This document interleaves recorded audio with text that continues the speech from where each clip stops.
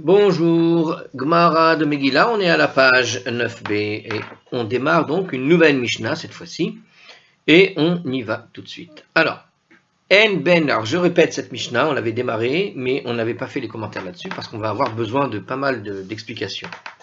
Alors, Ben Kohen Mashuach Beshemen Amishicha Lemerube Begadim, il n'y a donc pas de différence entre le Kohen Gadol qui est oint à l'huile d'onction et un Kohen Gadol qui est investi dans ses fonctions par les vêtements supplémentaires.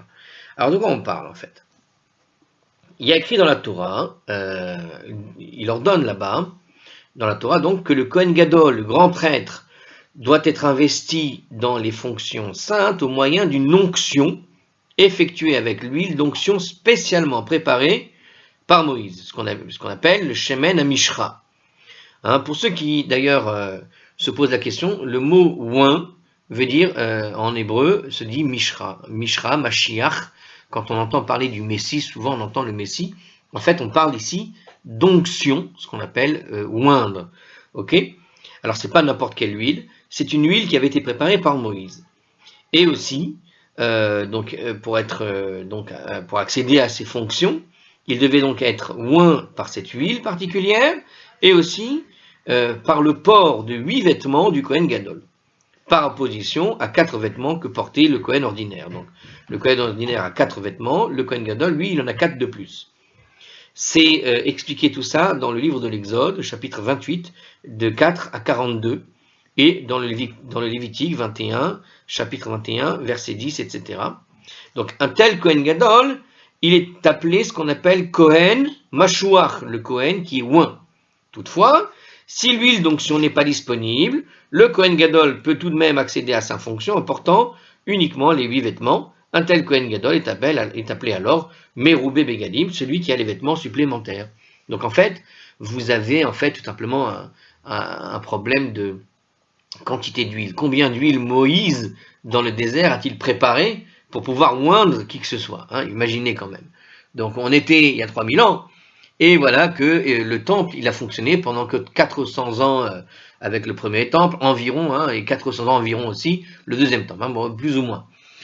Sans parler évidemment de la période du Mishkan qui était dans le désert aussi, et avant que David ne construise, que Salomon ne construise le premier temple, il y a eu toute une période comme ça, presque 200 ans, comme ça, sans le temple, qui fonctionnait en fait avec le temple portatif, ce qu'on appelait le Mishkan, qui était un équivalent du temple.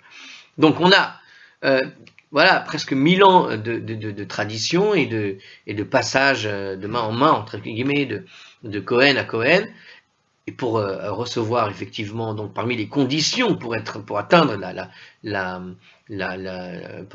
fonction de Kohen Gadol, il fallait donc être oint par l'huile qu'avait préparée Moïse. Vous imaginez bien, en 1000 ans, je parle même pas de la date limite, je veux dire, en tout cas, est-ce qu'il en restait encore? C'est ça la question. Donc, on se pose la question ici de savoir, mais alors comment on fait s'il n'y a plus d'huile? Alors justement, il existe la possibilité d'être aussi Kohen Gadol sans avoir besoin de l'huile, uniquement avec les vêtements spéciaux supplémentaires. Celui qui portait ces vêtements était alors celui qui était choisi pour être le Kohen Gadol. Et il n'avait pas reçu l'onction. Alors il y avait les deux. Donc il y a ici justement la Mishnah, c'est ça qui vient nous expliquer la différence entre le Kohen Gadol qui va être oint par l'huile d'onction et le Kohen Gadol qui va uniquement porter les vêtements supplémentaires. Donc c'est ce qu'on a dit, Kohen Mashuach, celui qui est oint, et le Merubé Begadim, celui qui a la majorité des vêtements, en quelque sorte, et les vêtements supplémentaires. Eh bien lui, est là par Haba al-Kol ha-mitzvot, que le taureau qui vient pour toutes les mitzvot. Alors la seule différence, il n'y a aucune différence en fait entre les deux, si ce n'est le taureau qui vient pour toutes les mitzvot. Alors de quoi on parle maintenant? Alors justement, il nous explique ici que le Kohen Gadol investit au moyen des seuls vêtements supplémentaires. Donc le Kohen Merubé, et à tout égard, il est un Kohen Gadol, il n'y a aucun problème, il n'y a aucun doute là-dessus, il est Kohen Gadol, si ce n'est une exception, c'est laquelle? D'offrir un taureau en sacrifice ratat en cas de décision erronée. Donc ce sacrifice unique, le taureau en cas de décision erronée, lui ne pourra pas le faire apparemment, En effet, la Torah enjoint au Kohen Gadol qui est oint, donc celui qui a reçu cette huile de Moshe, de Moïse, qui a rendu un arrêt incorrect, qui a fait donc un jugement qui n'était pas correct, et a donc autorisé quelque chose d'interdit, par exemple, alors que c'était passible de karet. Donc si il a autorisé une chose qui aurait pu être passible de karet dans un cas où c'était,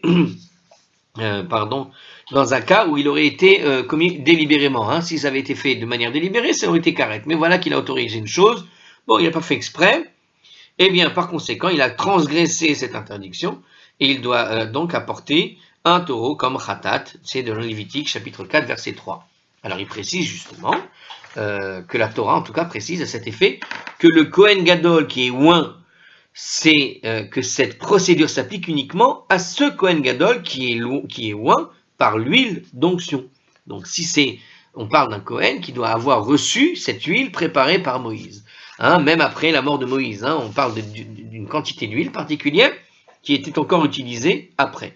Si toutefois le Kohen Gadol investi uniquement avec des vêtements supplémentaires a commis cette faute, qu'est-ce qui va se passer? Alors son sacrifice sera alors une brebis ou une chèvre, comme toute personne ordinaire qui aurait commis un péché de cette nature, c'est-à-dire commettre une faute qui normalement aurait dû être délibérée, mais par erreur, il a fait la chose tout de même. Voilà, c'est une erreur de compréhension, d'interprétation, ce que tu veux. On fait une erreur, ou si on l'avait fait de manière délibérée, on aurait dû être karet, et bien là, il ne sera pas karet, il sera soumis à khatat, un sacrifice. Normalement, un sacrifice, c'est un brebis, c'est une simple brebis, ou donc il nous dit une chèvre. À l'époque où les Kohen pouvaient recevoir cette huile d'onction de Moïse, eh bien, lui, il devait offrir le taureau, et non pas simplement la brebis et la chèvre. Alors je sais que quand on entend ça, pour des gens qui seraient amoureux des animaux, c'est vrai que le concept des sacrifices, là encore, c'est un autre, ce sont des notions qui viennent du judaïsme, mais vraiment profond. C'est-à-dire, on est tout de même dans des notions qui sont compliquées à comprendre, parce que là, on est en train de parler d'un détail sur le sacrifice qu'il faut sacrifier. C'est-à-dire qu'on est en train d'expliquer qu'il y a une différence entre l'un qui doit offrir un taureau et l'autre qui va offrir simplement une brebis ou une chèvre. Déjà, pour ceux qui auraient du mal avec le concept même du sacrifice en soi, rien qu'offrir, je sais pas moi, un petit oiseau, ça poserait problème à certains amoureux des animaux, j'en suis navré pour eux. On est en train de parler d'un sujet un peu plus important, un peu plus sérieux. On parle ici donc du Seder Avoda. Hein. On est en train de parler du service du temple. Et le temple était une grande boucherie, hein, faut dire les choses. C'était un endroit où on passait la journée à faire des sacrifices. Donc, alors c'est vrai que ça fait étrange quand même. Alors comment ça se fait qu'il y a cette différence? Il n'explique pas. C'est juste que du point de vue de l'exégèse, c'est a priori comme ça que ça se passe, tout simplement. D'accord? En termes de l'exégèse, on peut déduire qu'effectivement, le Kohen qui a uniquement les vêtements n'a pas à offrir le taureau, il doit offrir, comme tout le monde, un sacrifice ratat, comme tout celui qui fait une faute. Alors, on continue. Alors, il continue une autre, deuxième passage de cette Gemara, de cette Mishnah. Il disait, En ben Kohen meshamesh la Kohen she'avar. Il n'y a aucune différence. Il n'y a de différence, en fait, entre un Kohen Gadol qui officie et celui qui a fini d'officier, c'est-à-dire celui qui est encore Kohen Gadol et celui qui est ancien, qui a déjà passé la main, d'accord, donc celui qui reste dans son coin, donc il a quitté le service, si ce n'est quoi, et là, par Yom Kippourim, Tarasirit Haefa, si ce n'est que le taureau que doit offrir le Kohen Gadol à Yom Kippour, et le 10e des femmes qu'il doit offrir quotidiennement, donc le Kohen Gadol a comme mission, en quelque sorte, d'offrir un taureau à Kippour, et il a une mission d'offrir le 10e de Epha quotidiennement. Alors on va expliquer évidemment tout ça. Alors qu'est-ce que ça veut dire d'abord déjà quitter le service? Ça semble étrange. Ça veut dire quoi il quitte le service? Moi j'ai toujours pensé que quand un Kohen Gadol quittait le service, en général, c'est un petit peu comme la royauté, hein, comme on dit, hein, quand le roi est mort, vive le roi. Pareil, ici, quand le Kohen Gadol meurt, normalement, tu avais un nouveau Kohen Gadol qui venait. Mais alors, qu'est-ce que ça veut dire quand il quitte le service, le Kohen Gadol? Étrange. Parce que théoriquement, un Kohen Gadol qui quitte le service, c'est à sa mort.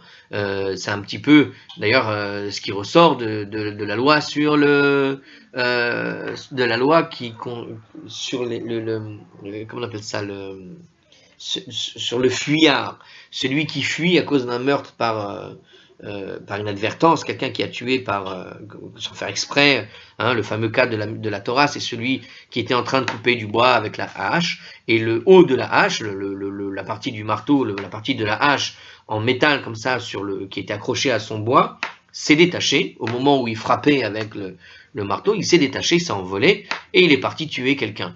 Et bien celui-là, qui a tué sans faire exprès, par inadvertance, hein, c'est un accident de travail, qui a provoqué la mort de son ami, eh bien celui-là doit fuir dans une ville de refuge. Et on dit que si jamais les frères, par exemple, qui sont en colère contre cet homme-là, parce que c'est lui tout de même, même s'il n'a pas fait exprès, c'est quand même lui qui a tué quelqu'un de leur famille, eh bien, si le frère l'attrapait et le tuait sous le feu de la colère, ce qu'on peut appeler ça un crime passionnel, quoi, eh bien, d'une certaine manière, on peut l'en dédouaner, parce qu'il est sous une emprise, il n'a pas toute sa tête, en quelque sorte. Bien, alors maintenant, s'il n'a pas toute sa tête, eh bien justement, donc on justifie la possibilité qu'il puisse tuer par vengeance quelqu'un, mais d'un autre côté, on dit comme ça, si on fait fuir la personne qui est donc menacée par cette famille qui risquerait de vouloir s'en prendre à lui par vengeance, eh bien, on le fait fuir dans une ville. Si maintenant celui qui n'a pas toute sa tête, il se débrouille pour rentrer dans la ville, et il sait qu'il est caché là-bas, parce que ce sont des villes de refuge exprès pour ce genre de cas, donc il va se débrouiller pour l'attraper. Eh bien, on peut voir ici que ce n'est plus un crime passionnel. Parce qu'un crime passionnel, c'est quelque chose qui se fait sous le feu de l'action, on pourrait dire par une opportunité gratuite. C'est-à-dire que si celui qui a fui dans cette ville de refuge sort de la ville, et voilà qu'il rencontre par inadvertance quelqu'un, un membre de la famille, eh bien, le membre de la famille qui a gardé sa colère en lui pourrait l'assassiner d'une certaine manière. Et l'ayant assassiné, on peut juger la chose comme étant une sorte de, comment on appelle ça, une sorte de crime passionnel, voilà. Donc voilà. Par contre, quand il va rentrer dans la ville, on voit que c'est plus un crime passionnel. Pourquoi c'est plus un crime passionnel? Parce que ça s'appelle la préméditation. Il a préparé son coup pour entrer dans la ville, il savait qu'il était là-bas, etc., etc. Donc il y a un cas où c'est une sorte de crime presque accidentel, une sorte de vengeance accidentelle, où il le trouve dans la rue, il l'attrape, tu vois, et dans le feu de la colère, il le tue. Mais il n'y a plus ce feu de la colère s'il vient le chercher dans la ville. Bref. Ça, c'est l'histoire de la ville de refuge. Juste pour expliquer quoi? À savoir qu'il a une règle à propos de cette ville de refuge où le Kohen jusqu'à quand il doit rester dans la ville de refuge? En fait, il faut jusqu'à ce qu'il se calme en réalité, celui-là, qui veut se venger. Mais il y a une autre règle qui dit c'est jusqu'à la mort du Kohen Gadol. C'est-à-dire que si le Kohen Gadol meurt et que le Kohen Gadol, donc en cours de mission, il meurt, eh bien, une fois qu'il meurt, celui qui était dans la ville de refuge peut sortir de sa ville de refuge. Et puisqu'il peut sortir de sa ville de refuge, théoriquement, si maintenant l'autre l'attrape, on n'appellera pas ça un crime passionnel, mais on appellera ça finalement un crime de préméditation. Et dans ce cas-là, il sera passible, celui qui aura tué, effectivement, d'une peine capitale, parce qu'il aura effectivement tué, même par vengeance, dans ce cas-là. Et donc, ça n'est pas le temps qui répare, mais c'est le Kohen Gadol qui répare, en quelque sorte. C'est-à-dire que, à partir du moment où le Kohen Gadol est mort, eh bien, celui qui est dans la ville de refuge peut sortir. Et puisqu'il peut sortir de sa ville de refuge, il n'a plus à s'inquiéter, alors je me conseillerais de s'inquiéter quand même, mais il n'a plus à s'inquiéter du vengeur, de celui qui veut le venger, d'accord? Parce que si le vengeur, sachant que le Kohen Gadol est mort, il sait que cette personne-là va maintenant se retrouver dans la rue, parce que tout le monde sait que le Kohen Gadol est mort, eh bien, de cette manière-là, s'il l'attrape, ça s'appellera préméditation, ça s'appellera plus crime passionnel. Parce qu'il sait que le Kohen Gadol est mort en quelque sorte. Il y a une sorte de règle liée à ça. Et c'est là où je suis surpris par le texte qu'on vient de donner. On vient de donner un texte de la Mishnah qui nous dit qu'il n'y a aucune différence entre le Kohen Gadol qui officie et celui qui a pris sa retraite. Mais moi, je ne savais pas qu'il y avait une retraite pour un Kohen Gadol. Je pensais que on ne quittait son service quand on est Kohen Gadol qu'à partir du moment où on mourait, comme pour les royautés. Donc je me suis posé cette question-là. Donc on va voir quand même ce que nous dit Scroll ici à propos de ce Kohen Gadol qui quitte le service. Il nous donne un commentaire tout de même. Alors il nous dit comme ça, en fait de quoi il s'agit. Voilà de quoi il s'agit concrètement. Si le Kohen Gadol devient tamé, imaginons que le Kohen Gadol qui est en cours d'office, il devient impur pour X raison, ou il est provisoirement inapte pour une autre raison. Alors on va nommer à sa place un Kohen Gadol qui va le remplacer pour assurer le service. Lorsqu'un Kohen Gadol permanent redevient apte, on le rétablit dans ses fonctions et le Kohen Gadol suppléant se retire du service actif. Le Kohen Gadol permanent est appelé celui qui est Kohen Meshamesh, celui qui officie, le Kohen officiant. Et tandis que celui qui est suppléant est appelé le Kohen She'avar, le Kohen retiré. Donc en réalité, le suppléant c'est qui? C'est en réalité le Kohen qui est remplaçant. Voilà, le Kohen She'avar, celui qui a quitté le service, c'est tout simplement le remplaçant. Donc on est bien dans la règle où le Kohen Gadol reste Kohen Gadol, c'est juste qu'il y a un Kohen Gadol provisoire qu'on peut installer quand le Kohen officiel, en quelque sorte, l'officiant, c'est l'officiel, d'accord? Eh bien, le Kohen Gadol officiel ne peut pas, pour X raisons, officier comme il convient. Donc voilà de quoi on parle. Donc le Kohen retiré, ce n'est pas celui qui part à la retraite, parce que peut-être ça vient de là mon erreur, ça donnait cette impression. Pas du tout, il n'est pas à la retraite, il est simplement retiré, puisque revient le Kohen officiel, celui qui est là depuis le début. Leur statut respectif nous explique encore ce commentaire. Donc c'est Rashi qui vient nous expliquer la différence entre les deux. Leurs statuts respectifs sont identiques, à l'exception faite que les deux lois mentionnées dans la Mishnah qu'on a données ici. Par ailleurs, le Kohen Gadol, retiré, conserve le rang de Kohen Gadol avec toutes les obligations et tous les privilèges qui lui sont afférents. On va voir ça plus tard. Alors, ça me paraît tout de même surprenant, parce que est-ce que ça veut dire que quelqu'un qui se trouverait dans cette ville de refuge, je me pose la question au regard de cette loi, est-ce que quelqu'un qui se trouve dans la ville de refuge, est-ce que d'une certaine manière, à partir du moment où le Kohen officiel meurt, ce Kohen suppléant qui a déjà été Kohen Gadol, et qui est déjà Kohen Gadol, et puis au fond ici on nous voit la différence, il n'y a que ces deux différences, donc ça voudrait dire qu'il reste Kohen Gadol, est-ce que ça veut dire qu'il doit rester Kohen, il est donc dans le refuge sans jamais espoir de sortir, puisque il y aurait toujours un Kohen Gadol présent, puisque les deux ont le même statut, et qu'ils gardent la même dimension de Kohen Gadol, donc ça veut dire qu'il est tout le temps finalement dans la ville de refuge. Donc je me pose la question en regard de cette loi, comment ça se goupille? Ils ne l'ont pas donné ici, je ne sais même pas s'ils vont en discuter, mais c'est une question à poser si vous avez quelqu'un qui s'y connaît très bien pour avoir des réponses. On va voir, de toute façon, peut-être on ne sait jamais que ce sera posé. On ne sait jamais. Alors qu'est-ce qu'on disait justement dans notre Mishnah? Donc il n'y a pas de différence entre ces deux-là, le Kohen qui officie, en cours d'office, donc l'officiel en quelque sorte, et le Kohen remplaçant qui est sorti de son service. Si ce n'est que celui qui est officiant, justement, le taureau que doit offrir le Kohen Gadol à Yom Kippour, et le deuxième doit offrir quotidiennement le Kohen Gadol. Donc alors de qui on parle justement? Parce qu'ici, on ne sait pas si c'est celui qui officie ou si c'est celui qui est retiré. Qu'est-ce qu'il doit faire? Est-ce que c'est celui qui est inapte qui vient quand même de temps en temps faire ce taureau, même s'il est inapte ou je ne sais quoi? On va voir. Alors il s'agit en fait ici tout simplement du Kohen de Khatat. Le Kohen Gadol doit offrir à Yom Kippour pour absoudre lui-même, sa famille et toute la famille des Kohanim. Il en assume le coût et absout ainsi les personnes concernées d'avoir transgressé les interdits d'entrer au temple ou de manger des sacrifices en état de Tum'a, d'impureté. Donc il était impur, il a mangé un sacrifice Khatat. Donc il doit prendre un sacrifice Khatat, il doit en tout cas faire le sacrifice Khatat à Yom Kippour en particulier, c'est-à-dire au cas où il y a eu des erreurs dans l'année, il vient en quelque sorte absoudre ces erreurs pendant le sacrifice de Khatat. Donc on parle de quel Kohen? C'est la question. Puisque la Torah ne prescrit qu'un seul sacrifice Khatat de ce type pour le service de Kippour, offert par le Kohen Gadol officiant, le Kohen Gadol retiré ne peut en offrir un deuxième. Donc a priori, c'est le Kohen Gadol officiel qui vient l'offrir et pas le Kohen remplaçant. Voilà. Le Kohen remplaçant garde son statut donc de Kohen Gadol, mais une fois que l'officiel est revenu faire son office, il n'y a plus de raison, il n'a pas, en quelque sorte, à rajouter d'autres sacrifices, etc. Il n'a pas de raison de le faire. Alors il nous dit encore rien du tout. Là, on avait parlé du dixième de Epha. Alors, ça fait 3-4 fois déjà qu'on parle de ce dixième de Epha. Alors, c'est un dixième de farine, de base. Alors, mais de quoi on parle maintenant? Concrètement, de quoi il s'agit? Donc, c'est une offrande spéciale de mincha. Donc, mincha, c'est donc un sacrifice en général, un cadeau ici, d'accord, que le Kohen Gadol doit offrir chaque jour.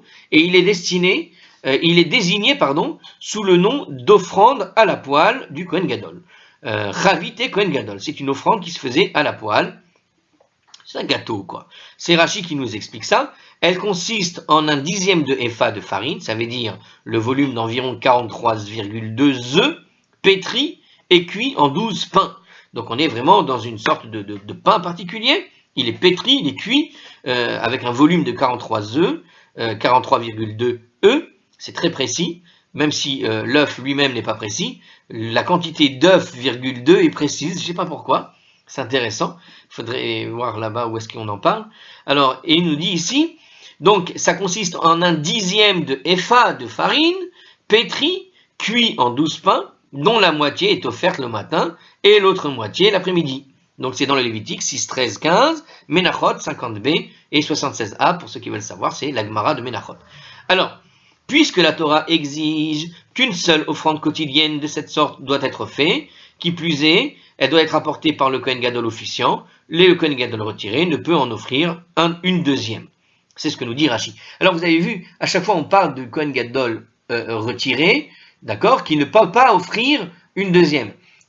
En fait, la réponse à ma question elle est simple. En fait, le Kohen remplaçant, il devient celui qui est officiel tant que l'autre ne travaille pas, et réciproquement en réalité.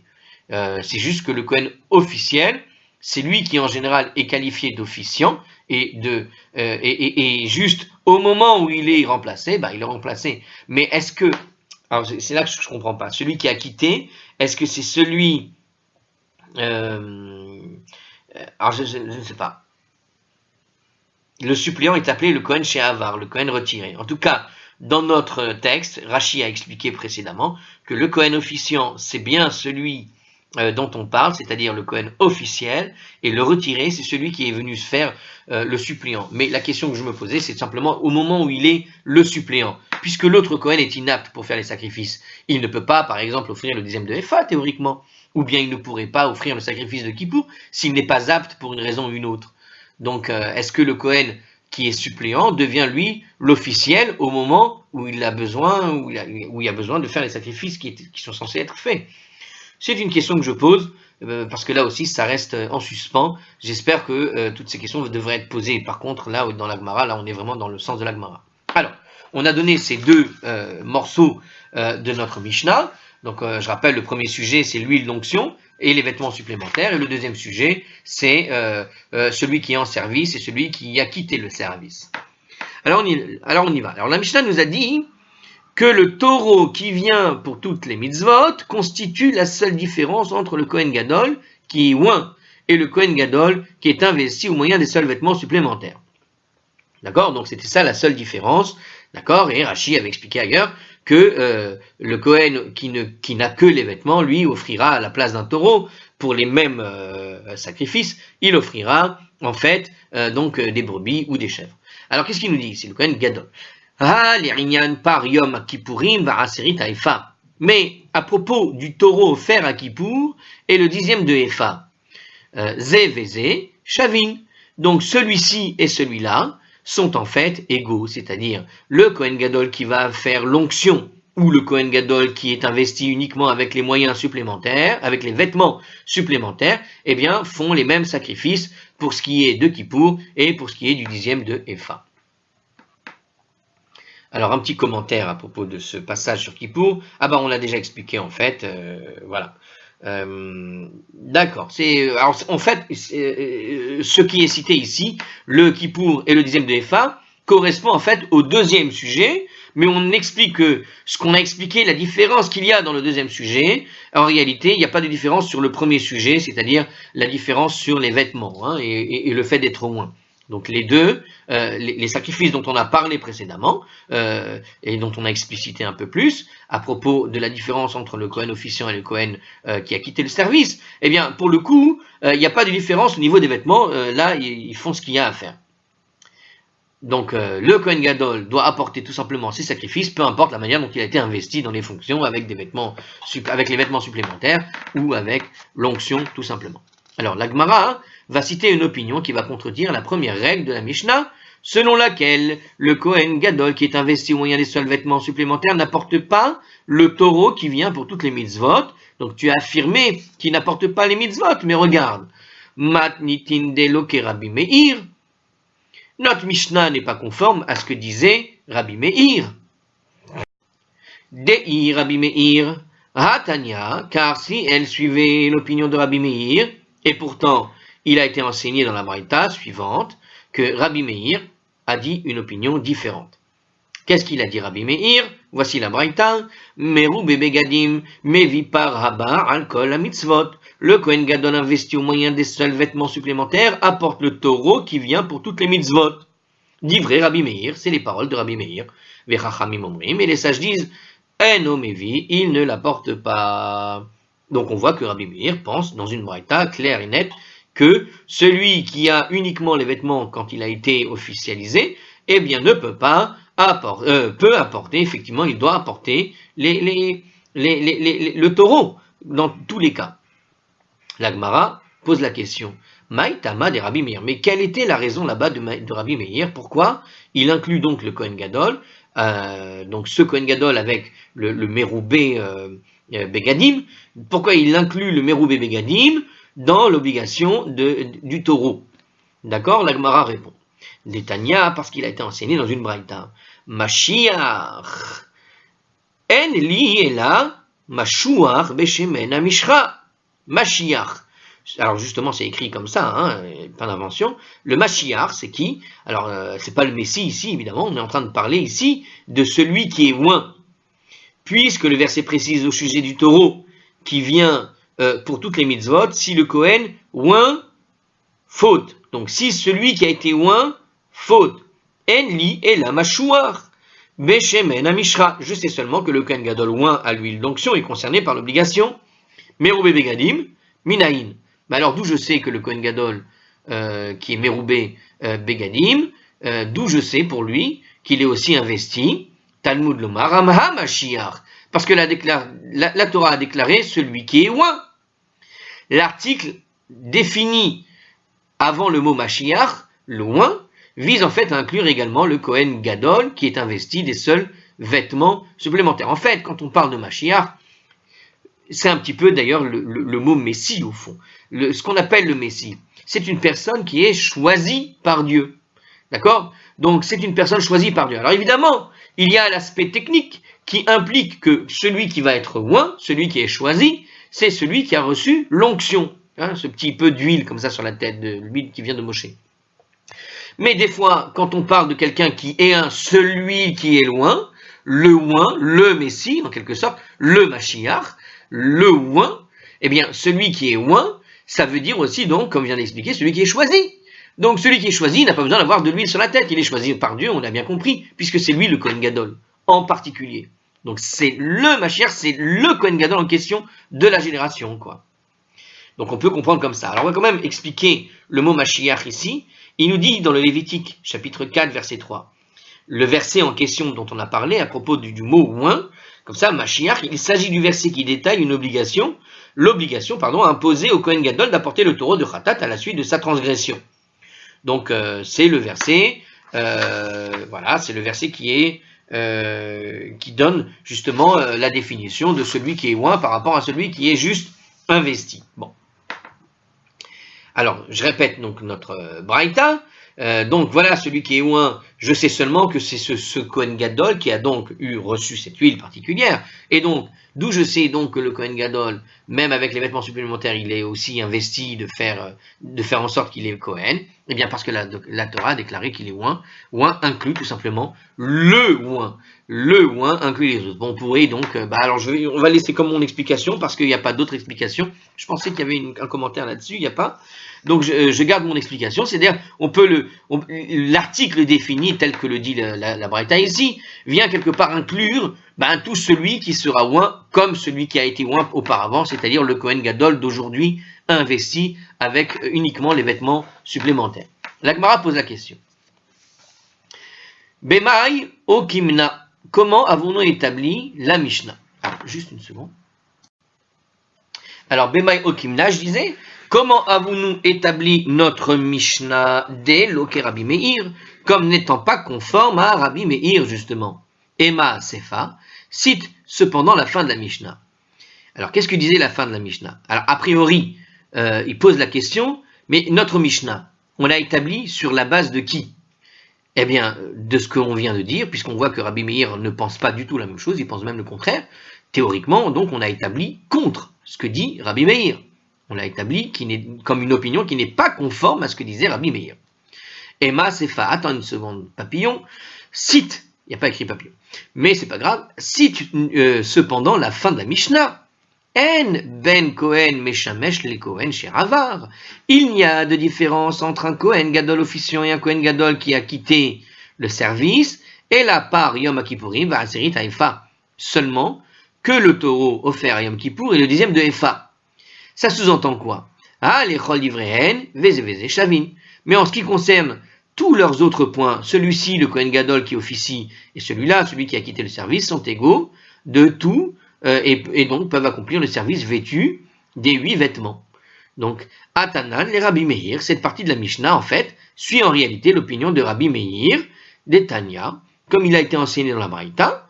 Ir era bo pesul minu Kohen acher tartav. Si un défaut temporaire a affecté le Kohen Gadol et qu'ils ont nommé un autre Kohen à sa place, Rishon choser la avodato, le premier Kohen Gadol va retourner à sa place, à son service, et il reprend donc la place du suppléant. Sheni, kol mitzvat shkeuna geudola alav. Et quant au second Kohen, comme il n'est plus le Kohen Gadol actif, bien toutes les mitzvot de la grande prêtrise sont tout de même à lui, sont sur lui. Donc par exemple, alors il me donne un exemple justement, l'obligation de porter les 8 vêtements du Kohen Gadol pendant le service du temple, par exemple, l'interdiction de se laisser pousser excessivement les cheveux, déchirer les vêtements à l'occasion d'un deuil, l'obligation d'épouser exclusivement une femme vierge, l'interdiction d'épouser une veuve, l'obligation d'accomplir le service du temple, même en état de deuil onen, jour de l'enterrement d'un proche parent, par exemple, il doit faire tout ça, celui qui est donc le remplaçant, bien que effectivement il ne l'est plus, il n'est plus actif, il n'est plus censé être actif. Alors Rashi, pour d'autres points communs, on se reportera en outre au traité au Rayot, à la page 11b, il y en a d'autres en réalité, donc c'est Rashi qui nous précise toutes les choses sur lesquelles il a effectivement encore les mitzvot de prêtrise qui sont sur lui. Donc il te dit ici, concrètement, notre Mishnah que nous avons cité avec les 2 sujets, donc on a le sujet sur le Kohen Gadol remplaçant et le Kohen Gadol pas remplaçant, celui qui quitte le service, et puis on avait le sujet sur lui qui est oint et pas oint. En fait, la première partie de la Mishnah ne serait contre l'avis, en tout cas, de Tanakama, mais la fin de la Mishnah, elle suit l'avis de Rabbi Meir, car tout ce qu'on vient de dire, nous dit cette Braïta, qui vient de citer quasiment la même chose, où on te dit que toutes les mitzvot de la prêtrise restent sur lui, sur le deuxième, dit vrai Rabbi Meir. Telles sont les paroles de Rabbi Meir. Rabbi Yossé Omer, Rabbi Yossé dit sur cette braïta, mais on la continue tout de même, Rishon choser la avodato, le premier Kohen Gadol doit retourner à son service, Sheni enora lo Kohen Gadol velo le Kohen hediot. Mais le deuxième Kohen, celui qui avait pris le service et qui a fini son service de remplaçant, ne convient ni au service de Kohen Gadol, portant les 8 vêtements, ni au service de Kohen ordinaire, portant uniquement les 4 vêtements, donc il ne fait ni ce que devaient faire les 8 vêtements, ni même Kohen normal. Alors Rashi, il nous explique ici que le Kohen Gadol ne peut offrir que lorsqu'il porte les 8 vêtements, sauf quand il accomplit le service particulier de Kippour. Tandis que le Kohen ordinaire ne peut officier que lorsqu'il porte les 4 vêtements. La Braïta va expliquer bientôt pourquoi Rabbi Yossé juge que le Kohen Gadol qui est retiré est inapte même à la deuxième fonction, à l'autre fonction. Donc, il nous dit comme ça, donc vous avez compris l'idée, hein, donc je vais reprendre la Braïta et la finir, je reprends.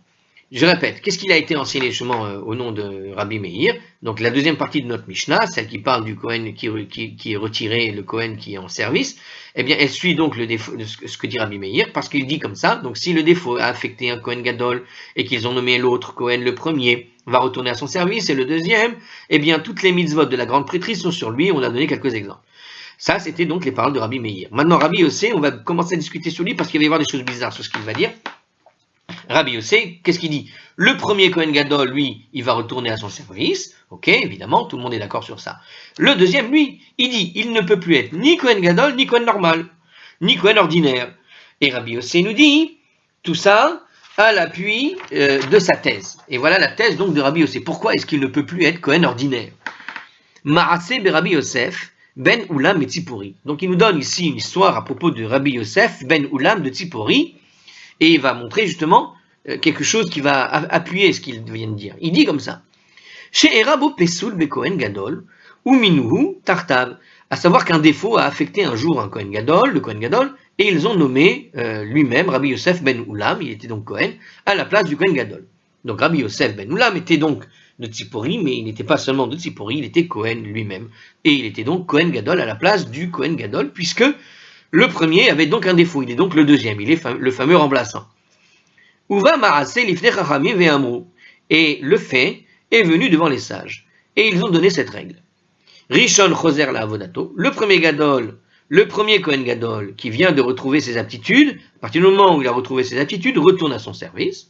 Sheni, enoraou lo le Kohen Gadol, velo le Kohen idiot.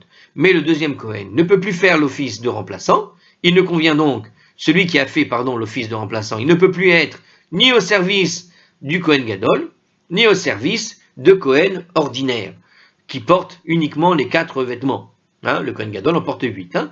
Kohen Gadol Mishum Eva. Donc il nous explique, le Kohen Gadol, c'est à cause de quoi? À cause de l'animosité que ça risque de provoquer chez le premier Kohen Gadol. C'est-à-dire que, étant donné que le Kohen Gadol remplaçant a fait son service, voilà que le premier Kohen Gadol revient.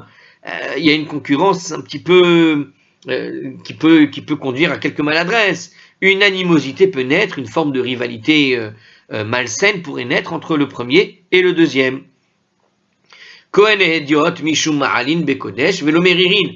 Et il ne peut pas non plus être un Kohen ordinaire. Pourquoi? Parce qu'on ne peut, à cause d'un principe selon lequel on s'élève dans le domaine du sacré, mais on ne peut pas en descendre. À partir du moment où tu atteins un degré de sainteté, tu ne peux plus repartir en arrière, tu ne peux plus retourner en arrière. Or, puisque ce remplaçant a donc accepté à accéder une fois au rang suprême de Kohen Gadol, on ne peut pas redescendre à un simple Kohen ordinaire, c'est trop tard. Même après avoir cédé sa place au Kohen Gadol original. Alors, puisque Rabbi Yossi déclare explicitement que le Kohen Gadol retiré ne peut officier en tant que Kohen Gadol à cause de l'animosité, on en a déduit que Rabbi Meir et Rabbi Yossi admettent en fait tous les deux que le Kohen Gadol conserve toujours son statut intégral de Kohen Gadol du point de vue de la Bible.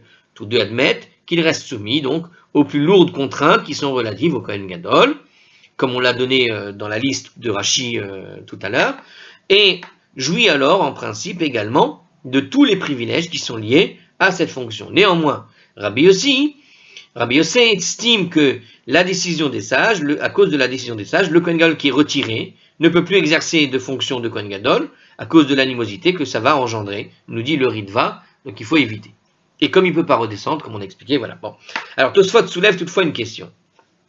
Mais pourquoi Rabbi Yossi a recouru à ce principe d'élévation, d'accord, constante en matière de sainteté pour justifier qu'un Kohen Gadol retiré n'a pas le droit d'officier en tant que Kohen Gadol ordinaire, vêtu des 4 vêtements. Si Rabbi Yossi lui reconnaît un statut de Kohen Gadol du point de vue de la Bible, un tel Kohen ne peut évidemment pas officier en venant vêtu uniquement des 4 vêtements, car alors son service accompli en absence de sa tenue vestimentaire sacerdotale requise est invalidé. C'est pourquoi Tosfot considère comme fort probable que pour Rabbi Yossi, le Kohen Gadol retiré perd réellement son statut de Kohen Gadol, puisque les mêmes autorités légales qui lui ont été conférées par cette position sont en mesure de la révoquer. Donc, en fait, Tosfot pose une question très intéressante. Il dit qu'à partir du moment où tu gardes ton statut de Kohen Gadol, selon la Bible, toi tu dis qu'il garde ce statut de Kohen Gadol, mais c'est pas possible. Parce que quand tu gardes un statut de Kohen Gadol, tu dois venir officier avec les 8 vêtements. Or là, on t'empêche même les 4 premiers vêtements des 8. Si on t'empêche les 4 premiers vêtements, comment tu peux affirmer qu'il garde un statut de Kohen Gadol tout de même dans d'autres trucs? Alors, il te dit qu'en fait, ce que veut dire Rabbi Yossi, non, il perd complètement le statut, complètement, et non pas simplement partiellement. Il le perd entièrement, ce statut, parce que qui lui a donné ce statut de Kohen Gadol, ce sont les Rabbanim. Alors, les Rabbanim qui donnent le statut de Kohen Gadol à quelqu'un, ils peuvent le retirer. Celui qui te donne le statut peut te retirer ce statut. Et donc, malgré tout, il trouve ça. Alors, mais j'ai pas très bien compris tout de même. Donc, en fait, il pense que le Kohen Gadol retiré perd réellement son statut de Kohen Gadol, puisque les mêmes autorités légales. Voilà. En fait, Tosfot, lui, il se fige sur la question des autorités légales. C'est eux qui ont légalisé, en quelque sorte, le Kohen Gadol pour être le grand prêtre. Alors, c'est eux qui peuvent le retirer complètement et complètement. Alors, il ressort de cette braïta, en tout cas, que l'avis qui est exprimé dans la dernière partie de la Mishnah qu'on avait citée, à savoir que le Kohen Gadol est retiré pratiquement Igodim au Kohen Gadol qui est officie, eh bien, y compris pour ce qui est d'accomplir le service vêtu des 8 vêtements, et l'avis donc de Rabbi Meir, et non pas l'autre. D'accord. La Gemara va achever donc de poser sa question. Il dit comme ça: Recha Rabbanan vesefa Rabbi Meir. Est-ce qu'il est possible que le début de la Mishnah était l'opinion des sages et que la fin de la Mishnah soit l'opinion de Rabbi Meir? Alors, ça veut dire donc l'opinion qui s'oppose à Rabbi Meir dans la première braïta ci-dessus et soutiennent qu'un Kohen Gadol, lui, investi au moyen des seuls vêtements supplémentaires, n'apporte pas le taureau de Khatat qui vient pour toutes les mitzvot. D'accord? Donc la première Mishnah. Donc est-ce qu'il est possible d'avoir une Mishnah avec le début, l'opinion des sages, et la fin, l'opinion de Rabbi Meir? Alors pourquoi ça poserait un problème? La Gemara répond, oui, c'est ça. Donc Amar Rav Chizda, N. Oui, c'est exactement ça. Rav Chizda nous dit, Recha Rabbanan vesefa Rabbi Meir. Le début de la Mishnah, c'était l'opinion des sages, et la fin de la Mishnah, c'était bien l'opinion de Rabbi Meir, comme on vient de prouver avec les Braïtot. La Mishnah combine donc deux propos de deux Tanaïm différents, ou encore Rav Yosef Amar Rabbi Hi. Rav Yosef dit en vérité la Mishnah est conforme à l'enseignement de Rabbi, Venasiv la Aliba des Tanaï, qui tire son opinion de deux Tanaïm qui s'opposent au statut du premier point, et en accord avec les sages, et sur le point en accord avec Rabbi Meir. Bon, en gros, sur ce qu'on vient d'expliquer. C'est Rashi qui nous explique ça, je vais le répéter. Rav Yosef Amar Rabbi Hi. Rav Yosef nous dit qu'en vérité, la Mishnah était en fait conforme à l'enseignement de Rabbi, Venasiv la Aliba des Tanaï, qui tire l'opinion de deux Tanaïm qui s'opposaient, et statue sur le premier point en accord avec les sages, et sur le second point en accord avec Rabbi Meir. Donc le premier point c'était bien en accord avec les sages, le deuxième point en accord avec Rabbi Meir, c'était juste en fait l'opinion de Rabbi, qui lui, Rabbi, était en train de suivre l'opinion de deux Tanaïm qui s'opposaient, et dont on a vu finalement en réalité l'opposition dans la Braïta, a priori, j'ai l'impression. Donc, bon. Alors, en ce qui concerne le statut de Kohen Gadol, un dernier commentaire sur ce point, si on se pose la question, donc en ce qui concerne le statut donc, du Kohen Gadol, investi au moyen des seuls vêtements supplémentaires, Rabbi adhère à l'opinion des sages qui s'opposent à Rabbi Meir et affirme que le Kohen Gadol n'apporte pas le taureau de Khatat pour une transgression. Quant au statut de Kohen Gadol retiré, Rabbi adhère aux vues de Rabbi Meir et affirme qu'il peut continuer d'officier en tant que Kohen Gadol vêtu des 8 vêtements. Ah, j'ai mieux compris le deuxième argument. En fait, ce que voulait dire Rav Yosef, c'est que l'ensemble de la Mishnah est en réalité un enseignement de Rabbi. C'est juste que Rabbi était d'accord avec les Rabbanan pour la première partie, et Rabbi était d'accord uniquement avec Rabbi Meir pour la deuxième partie. Donc ce n'est pas l'opinion des sages qui a été posée, mais l'opinion de Rabbi, qui lui est en accord avec les sages pour la première partie, et en accord avec Rabbi Meir pour la deuxième partie. Et voilà, c'est beaucoup plus clair, et je vous dis à la prochaine. À plus.